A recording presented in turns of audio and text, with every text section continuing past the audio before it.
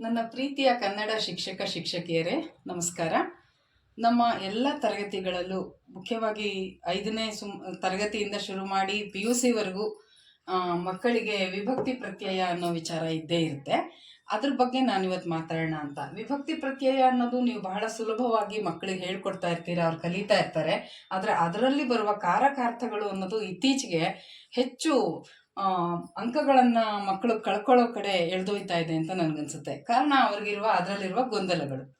ಅದ್ರ ಬಗ್ಗೆ ಮಾತ್ರ ಇದರಲ್ಲಿ ಹೇಳ್ತಾ ಇದ್ದೀನಿ. ಮತ್ತು ಇದು ಸುಮಾರು ಪ್ರೌಢಶಾಲೆ ವಿದ್ಯಾರ್ಥಿಗಳಿಗೆ ಅರ್ಥವಾಗೋ ತರಹ ಮತ್ತು ಶಿಕ್ಷಕರಿಗೆ ತಿಳಿಸಿಕೊಡುವ ತರ ಮಾತ್ರ ಹೇಳ್ತಾ ಇದ್ದೀನಿ ಹೊರತು ಇದನ್ನ KS ಎಕ್ಸಾಮ್ಗಳಿಗೆ ತಯಾರಾಗುವಂಥವರ ಮಟ್ಟದಲ್ಲಿ ನಾನು ಹೇಳ್ತಾ ಇಲ್ಲ.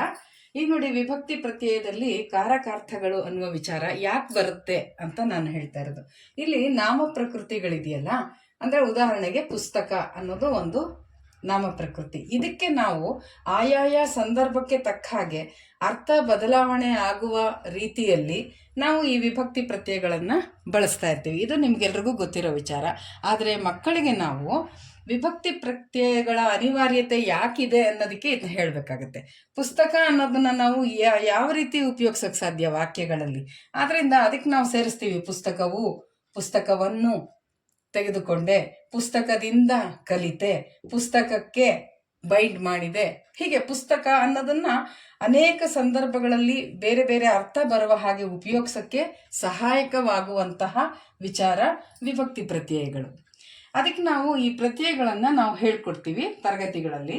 ನನ್ನ ಅಭಿಪ್ರಾಯದಲ್ಲಿ ವಿದ್ಯಾರ್ಥಿಗಳಿಗೆ ಅನುಕೂಲ ಆಗೋದು ಹೇಗೆ ಅಂದ್ರೆ, ನೋಡಿ, ಪ್ರಥಮ, ದ್ವಿತೀಯ, ತೃತೀಯ, ಚತುರ್ಥಿ, ಪಂಚಮಿ, ಷಷ್ಠಿ, ಸಪ್ತಮಿ ಇವುಗಳು ಪದಗಳು ಹೆಚ್ಚು ನೆನಪಿರೋದಿಲ್ಲ ಮಕ್ಕಳಿಗೆ ಅಂತ. ಇದು ನಾನು ತರಗತಿಗಳಲ್ಲಿ ವಾಸ್ತವತೆಯನ್ನ ಹೇಳ್ತಾ ಇದ್ದೀನಿ ಹೊರತು ಬುದ್ಧಿವಂತ ವಿದ್ಯಾರ್ಥಿಗಳು ಕಲಿತಾರೆ, ಇಲ್ಲದೆ ಇರೋರು ಅದನ್ನ ಬೇಗ ಕಲಿಯಲ್ಲ. ಆ ಥರ ನಾವು ಅಲ್ಲಿ ತರಗತಿಗಳಲ್ಲಿ ನೋಡ್ತೀವಿ. ಬಹುಶಃ ನಿಮ್ಮ ಅನುಭವಕ್ಕೂ ಬಂದಿರುತ್ತೆ ಇದು. ಈಗ ನಾವು ಪ್ರಥಮ, ದ್ವಿತೀಯ ಅನ್ನೋದನ್ನ ಮಕ್ಕಳಿಗೆ ಅನುಕೂಲವಾಗೋ ಥರ ನಾನು 2-3 ರೀತಿ ಹೇಳ್ಬೋದು ಅನ್ನೋದು ನನ್ನ ಅಭಿಪ್ರಾಯ. ಹೇಗೆ ಅಂದ್ರೆ, 1 ಪ್ರಥಮ, 2 ದ್ವಿತೀಯ, ಈ ರೀತಿನೇ ನಾವು ಅವ್ರಿಗೆ ಕಂಠಪಾಠ ಮಾಡಿಸ್ಬಿಟ್ರೆ ಸುಲಭ. ಯಾಕೆಂದ್ರೆ ಅವರು ನಂಬರ್ ಮೂಲಕನಾರು ಇದನ್ನ ನೆನ್ಪಿಟ್ಕೋತಾರೆ. ಇನ್ನು ಇಲ್ಲ ಅಂದ್ರೆ ಇದನ್ನೇ ನೆನ್ಪಿರೋರ್ಗೆ ಸಂತೋಷ. ಹಾಗಾಗಿ ಅನೇಕರಿಗೆ ಈ ನಂಬರ್ ಮೂಲಕ ಹೇಳ್ಕೊಟ್ಟಾಗ ಗೊತ್ತಾಗುತ್ತೆ. ಉದಾಹರಣೆಗೆ ಅಲ್ಲಿ ಅನ್ನೋದು 7ನೇದು ಅಂತ ಅವ್ರು ನೆನ್ಪಿಟ್ಕೋತಾರೆ. ಬರೆಯುವಾಗ ಸಪ್ತಮಿ ಅಂತ ಬರೀತಾರೆ. ಇದು ವಿದ್ಯಾರ್ಥಿಗಳಿಗೆ ಅನುಕೂಲವಾಗುತ್ತೆ. ಆದ್ರಿಂದ ಈ ನಂಬರ್ ಸಮೇತ ನೀವು ಹೇಳ್ಕೊಡೋದು ಒಳ್ಳೇದು. ಇದು ಒಂದು ರೀತಿ. ಇನ್ನು ಕೆಲವೊಮ್ಮೆ ತಮಾಷೆಯಾಗಿ ಮಕ್ಕಳಿಗೆ ಅವ್ರನ್ನ ಒಂದು ಚಟುವಟಿಕೆ ತರ ಹೇಳ್ಕೊಡ್ಬೇಕು ಅಂತಂದ್ರೆ ನಾನು ಹೇಳ್ಕೊಡ್ತಾ ಇದ್ದೆ. ನಾವು ಇವಾಗ ಸ್ಪೋರ್ಟ್ಸ್ ಅಲ್ಲಾಗ್ಲಿ ಬೇರೆ ಯಾವುದೇ ಆಕ್ಟಿವಿಟೀಸ್ ಅಲ್ಲಿ ಬಹುಮಾನಗಳನ್ನು ಕೊಡುವಾಗ ಮಕ್ಕಳಿಗೆ ಪ್ರಥಮ ಬಹುಮಾನ, ದ್ವಿತೀಯ ಬಹುಮಾನ, ತೃತೀಯ ಬಹುಮಾನ ಅನ್ನೋದು ಅವ್ರಿಗೆ ಪರಿಚಯ ಇರೋ ಪದಗಳು. ಅದ್ರ ಜೊತೆಗೆ ಈ ಚತುರ್ಥಿ ಇವುಗಳು ನೆನಪಿರಲ್ಲ. ಈ 3 ಪರವಾಗಿಲ್ಲ, ಹೀಗೆ ಹೇಳ್ಕೊಟ್ಟಾಗ ನಾವು ನೆನಪಿರುತ್ತೆ. ಜೊತೆಗೆ ಇದಕ್ಕೆ ನಾನು ಹೇಳ್ಕೊಡ್ತಾ ಇದ್ದೆ ಹಬ್ಬಗಳ ಹೆಸರಲ್ಲಿ ಗಣೇಶ ಚತುರ್ಥಿ ಅವ್ರಿಗೆ ರಜಾ ಕೊಡ್ತಾರಲ್ವಾ, ಅದಕ್ಕೆ ನೆನಪಿರುತ್ತೆ. ಇನ್ನು ನಾಗರ ಪಂಚಮಿ ಹಬ್ಬಕ್ಕೆ ರಜಾ ಕೊಡ್ತಾರೆ. ಆಮೇಲೆ ಸುಬ್ರಹ್ಮಣ್ಯ ಷಷ್ಠಿ, ರಥ ಸಪ್ತಮಿ, ಹೀಗೆ ಹಬ್ಬಗಳ ಹೆಸರಲ್ಲಿ ಕೂಡ ನಾವು ಅದನ್ನ ಹೇಳ್ಕೊಡ್ಬೋದು. ಆ ರೀತಿ ಹೇಳಿದಾಗ ಕೆಲವರಿಗೆ ಆ ರೀತಿಯು ನೆನಪಿರಕ್ಕೆ ಸಹಾಯ ಆಗ್ಬೋದು ಅಂತ ನನ್ಗನ್ನಿಸ್ತಾ ಇತ್ತು. ಇನ್ನು ನಾವು ಕಾರಕಾರ್ಥಗಳ ವಿಚಾರಕ್ಕೆ ಬರೋಣ. ಕಾರಕಾರ್ಥಗಳ ಅವಶ್ಯಕತೆ ಏನಿದೆ ಅಂತ ಹೇಳಿದ್ರೆ, ಇಲ್ಲಿ ನೋಡಿ, ನಾವು ಆಯಾಯ ಸಂದರ್ಭಕ್ಕೆ ಅರ್ಥ ಬದಲಾವಣೆ ಮಾಡುವಾಗ ಇಲ್ಲಿ ಉಪಯೋಗಿಸ್ತೀವಿ ನೋಡಿ, ಅದಿಲ್ಲಿ ಗೊತ್ತಾಗುತ್ತೆ. ಈ ಕಾರಕಾರ್ಥಗಳು ಕರ್ತಾರ್ಥ ಅನ್ನೋದು ಅಂದ್ರೆ ಪ್ರಥಮ ವಿಭಕ್ತಿ ಪ್ರತ್ಯಯ ಏನಿದೆ, ಈ ವಾಕ್ಯದಲ್ಲಿ ಎಷ್ಟೇ ನಾಮಪದಗಳು ಕ್ರಿಯಾಪದಗಳು ಬಂದರೂ ಸಹ ಅದು ಸೇರುವುದು ಕರ್ತೃವಿನ ಪದಕ್ಕೆ ಮಾತ್ರ. ಅಂದ್ರೆ ಇಲ್ಲಿ ಮಾಡ್ತಾ ಇರುವ ಈ ಕೆಲಸ ಏನಿದೆ ಅದರಲ್ಲಿ ಯಾರು ಕರ್ತೃ ಇರ್ತಾರೋ ಆ ಕರ್ತೃವಿಗೆ ಮಾತ್ರ ಕರ್ತಾರ್ಥ ಅನ್ನೋದು ಸೇರುತ್ತೆ. ಅನ್ನೋದು ನೆನ್ಪಿಟ್ಕೋಬೇಕು. ಅಂದ್ರೆ ಇದು ವ್ಯಾಕರಣ ಪಂಡಿತರು ಮಾಡಿರುವಂತಹ ಒಂದು ಪರಿಶುದ್ಧವಾದ ಮತ್ತು ಅತ್ಯಂತ ನಿಖರವಾದಂತಹ ಒಂದು ಚಾರ್ಟ್ ಅಷ್ಟೇ ಇದು. ನೋಡಿ, ಅನ್ನೋದು ನಾವು ಕರ್ತಾರ್ಥ ಅಂತಾನೆ ಯಾಕೆ ಹೇಳ್ತೀವಿ ಅಂದ್ರೆ, ಅನ್ನೋದು ಬೇರೆ ಯಾವುದಕ್ಕೂ ಸೇರೋದಿಲ್ಲ, ಕರ್ತೃವಿಗೆ ಮಾತ್ರ ಸೇರುತ್ತೆ ಅನ್ನೋದು ನಿಖರತೆಯನ್ನ ನಮ್ಗೆ ಅರ್ಥ ಮಾಡಿಸುತ್ತೆ. ಹಾಗೆ ಇನ್ನು ಕರ್ಮಾರ್ಥ ಅನ್ನೋದು ನೋಡಿ, ನಾನು ಪರೀಕ್ಷೆಯನ್ನು ಬರೆದೆ. ಪರೀಕ್ಷೆಯನ್ನು ಅನ್ನುವುದು ಇಲ್ಲಿ ಕರ್ಮಪದ. ಆ ಕರ್ಮಪದಕ್ಕೆ ಮಾತ್ರ ಅನ್ನೋದು ಸೇರೋದು. ಅದಕ್ಕೆ ಇದನ್ನ ಕರ್ಮಾರ್ಥ ಅಂತ ಹೇಳ್ತಾರೆ. ಇದು ಕಾರಕಾರ್ಥನ ನಾವು ಅರ್ಥ ಮಾಡ್ಕೊಳ್ಳೋಕೆ ಬೇಕಾದಂತ ವಿಚಾರ. ಇನ್ನು ಕರಣಾರ್ಥ, ಇಂದ ಅನ್ನೋದನ್ನ ನೋಡಿ, ಫಲಾವನ್ನು ಚಮಚದಿಂದ ತಿಂದೆ. ಚಮಚ ಅನ್ನೋದು ಇಲ್ಲಿ ಇದನ್ನು ಉಪಯೋಗಿಸಿರುವಂತಹ ಒಂದು ಸಾಧನ. ಸಾಧನಗಳಿಗೆ ಸೇರುವಂತಹ ಪದ ಇದು ಅಂತ. ಅದಕ್ಕೆ ನನ್ಗನ್ಸುತ್ತೆ ಒಂದೊಂದ್ಸರ್ತಿ ಈ ನಾಮಕರಣ ಅಂತೀವಿ ನೋಡಿ, ಕರಣ ಅನ್ನೋದು ಆ ಮಗುವನ್ನ ಅಥವಾ ಆ ವ್ಯಕ್ತಿಯನ್ನ ನಾವು ಗುರುತಿಸೋದಿಕ್ಕೆ ಉಪಯೋಗಿಸುವಂತಹ ಒಂದು ಸಾಧನ ಆಗಿ ಹೆಸರುಗಳನ್ನ ಇಡ್ತೀವಿ, ಮಕ್ಕಳಿಗೆ ಹೆಸರು ಇಡ್ತೀವಲ್ಲ, ಅದಕ್ಕೆ ಅದು ನಾಮಕರಣ ಅಂತ ಇರ್ಬೋದು ಅಂತ ನನಗನ್ಸುತ್ತೆ. ಇಲ್ಲಿ ನೋಡಿ, ಆಮೇಲೆ ಚಮಚದಿಂದ ಇದನ್ನ ನಾವು ತಿಂದ್ವಿ ಯಾವುದರಿಂದ ಅಂದ್ರೆ ಸಾಧನ ಚಮಚ ಅಂತ ಉಪಯೋಗಿಸ್ತೀವಲ್ಲ, ಅದಕ್ಕೆ ಮಾತ್ರ ಇಂದ ಅಂತ ಸೇರುತ್ತೆ, ಇನ್ಯಾವುದಕ್ಕೂ ಸೇರಲ್ಲ ಅನ್ನೋದು ಕರಣಾರ್ಥದ ಅರ್ಥ ಅಷ್ಟೇ, ಇನ್ನೇನಿಲ್ಲ. ಆಮೇಲೆ ಈ ಸಾಧನ ಅನ್ನೋದು ಅದಕ್ಕೆ ಕೆಲವೊಮ್ಮೆ ಇದರಲ್ಲಿ ಹೇಳ್ತಾರೆ, ಸುಮ್ಮನೆ ಒಂದು ಕಥೆಯಾಗಿ ನೀವು ಹೇಳ್ಬೋದು.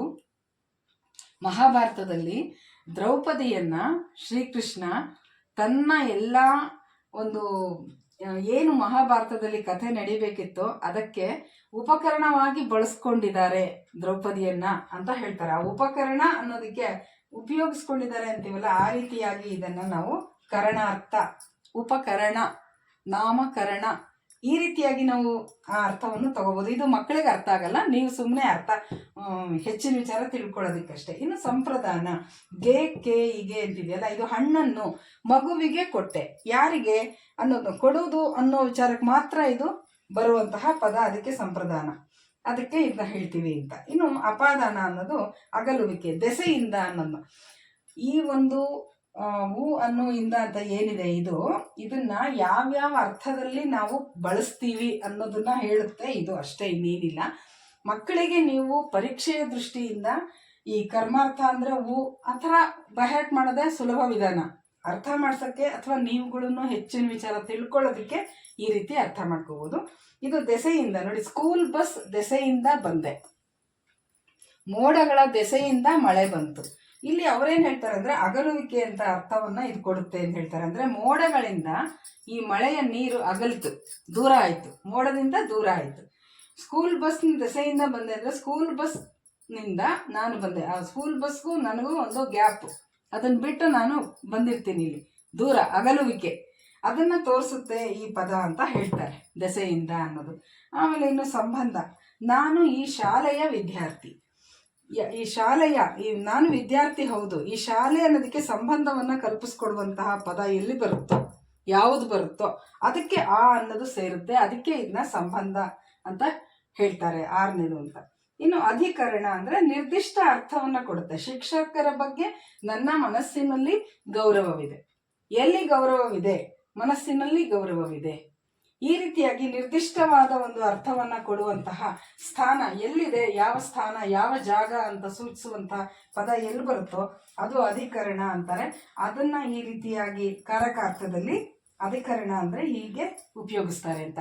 ಹೀಗೆ ಪ್ರತಿಯೊಂದು ಬೇರೆ ಬೇರೆ ವಾಕ್ಯಗಳನ್ನ ಬರೆದು ಈ ಪದಗಳು, ಈ ಒಂದು ಪ್ರತ್ಯಯಗಳೇನಿದೆ ಅದು ಬೇರೆ ಬೇರೆ ಜಾಗದಲ್ಲಿಯೇ ಉಪಯೋಗ ಆಗುತ್ತೆ. ಆ ಜಾಗಗಳಿಗೆ ನಿಖರವಾದ ಹೆಸರು ಕೊಟ್ಟಿದ್ದಾರೆ, ಅದೇ ಇದು ಅಂತ ನಾವು ಮಕ್ಕಳಿಗೆ ಹೇಳ್ಬೋದು. ಇನ್ನು ಸಂಬೋಧನಾ ವಿಭಕ್ತಿ ಇದೆಯಲ್ಲ, ಯಾಕೆ ಇದನ್ನ ಸಪ್ರೇಟ್ ಆಗಿ ಬರೆದಿದ್ದೀನಿ ಅಂದ್ರೆ ವಿಭಕ್ತಿ ಪ್ರತ್ಯಯಗಳು ಅಂದ್ರೆ 7 ಅಂತಾನೆ ಹೇಳ್ತಾರೆ. ಈ ಸಂಬೋಧನಾ ವಿಭಕ್ತಿ ಅನ್ನೋದನ್ನ ಈಗ ಸೇರಿಸಿದ್ದಾರೆ ನಿಜ.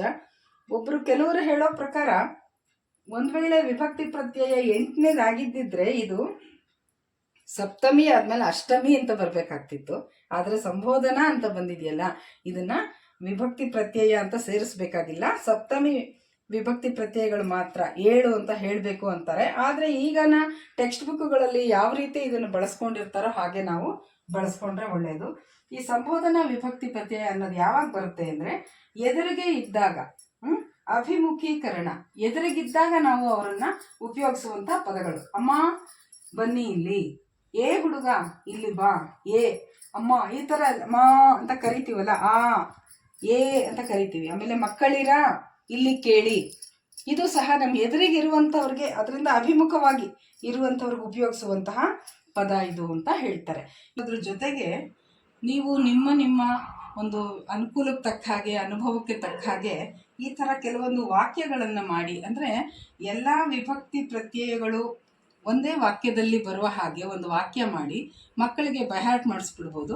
ಅದು ಹೇಗೆ ಅಂದರೆ ಒಂದು ಆರ್ಡ್ರಲ್ಲಿ ಬರೋ ಥರ, ಹೀಗೆ ಯಾವ ಒಂದು ಪ್ರಥಮ, ದ್ವಿತೀಯ, ತೃತೀಯ, ಚತುರ್ಥಿ, ಪಂಚಮಿ ಮತ್ತು ಷಷ್ಠಿ, ಸಪ್ತಮಿ, ಹೀಗೆ ಆರ್ಡ್ರಲ್ಲೇ ಬರೋ ತರಹದ ಒಂದು ವಾಕ್ಯವನ್ನು ಮಾಡಿ ನೀವು ಮಕ್ಕಳಿಗೆ ಬೈಹರ್ಟ್ ಮಾಡಿಸ್ಬಿಡ್ಬೋದು. ನಾನಿವಾಗ ಅಲ್ಲೊಂದು ಸುಮ್ಮನೆ ಒಂದು ಉದಾಹರಣೆ ಕೊಟ್ಟಿರೋದು. ರಾಗಿಣಿಯು ರಾಧೆಯನ್ನು ಶಾಲೆಯಿಂದ ಮನೆಗೆ ಅವಳ ಕೆಲಸದ ದೆಸೆಯಿಂದ ಕರೆತರಲಾಗದೆ ಗೆಳತಿಯ ಮನೆಯಲ್ಲಿ ಬಿಡಬೇಕಾಯಿತು. ಇದರಲ್ಲಿ ಎಲ್ಲ 7 ವಿಭಕ್ತಿ ಪ್ರತ್ಯಯಗಳು ಬಂದಿದೆ. ಅಂದರೆ ವಿದ್ಯಾರ್ಥಿಗಳಿಗೆ ಒಂದು ಈ ರೀತಿ ನಂಬರ್ಸ್ ಮೂಲಕ ಹೇಳಿ ಕಲಿಸಿದಾಗ ಕಲಿಬೋದು. ಇದರ ಜೊತೆಗೆ ಕರ್ಮಾರ್ಥ ಮತ್ತು ಹೀಗೆ ಡೈರೆಕ್ಟಾಗಿ ಪ್ರಾಕ್ಟೀಸ್ ಮಾಡಿಸೋದ್ರಿಂದನೂ ಕೆಲವ್ರಿಗೆ ಅನುಕೂಲ ಆಗ್ಬೋದು. ಇನ್ನು ಕೆಲವರಿಗೆ ಈ ಥರ ವಾಕ್ಯಗಳನ್ನು ಹೇಳಿಕೊಟ್ರು ಸಹ ಅನುಕೂಲ ಆಗ್ಬೋದು. ಒಟ್ಟಾರೆ ಮಕ್ಕಳಿಗೆ ಅಂಕಗಳನ್ನು ಗಳಿಸೋದಕ್ಕೆ ನಾವು ಸುಲಭ ಮಾರ್ಗದಲ್ಲಿ ಅವ್ರಿಗೆ ಹೇಳ್ಕೊಡೋಣ ಅಂಥೇಳಿ ಧನ್ಯವಾದಗಳು.